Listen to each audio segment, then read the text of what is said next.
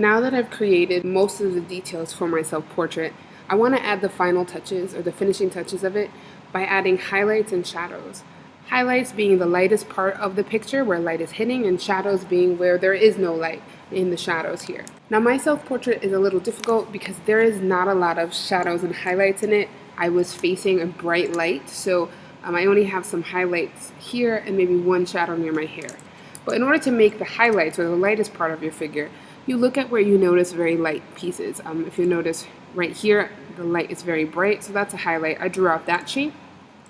And I want it to be my skin tone again, so I'm going to use the eyedropper tool.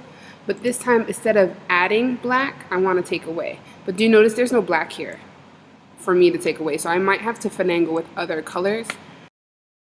That looks a little bit more like a highlight. There's another highlight right around here that I created that I'm going to use the same color for. Maybe even bring it down a little less. And I noticed that there is a shadow near my hair, where my nose is. I put all my highlights with the nose because they're located in the same place, but you can put yours in a separate layer.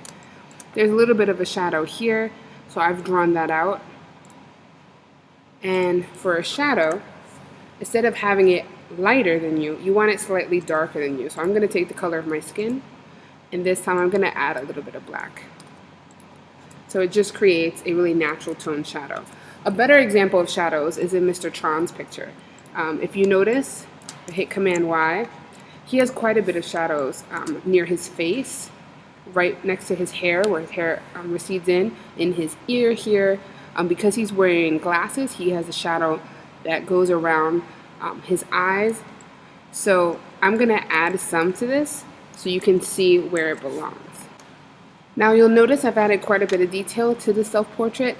I've created some shadow falling from his hair, the inner corner of his eye sockets where his glasses kind of create a shadow, his smile lines, because he has a very large smile, so it kind of helps imply that the muscle has moved up. I even did a highlight over here so it can be contrast against the skin, and some on his hand so you can see the detail of the knuckle. Some of these things are inferred, right? They're not actually there in the photo, but they help create some depth. Like even some shadows on the t-shirt I added help kind of add dimension so it looks like fabric as opposed to a flat white block on his body. Even on the tie here, there's some shadows and highlights. Because every person's photo is different, has different lighting, your shadows and highlights will be slightly different than this, but the same technique. Look at where your lightest part of your images are and your darkest part, and kind of create some abstract shapes that make it look like you have some dimension, so your self-portrait doesn't look as flat.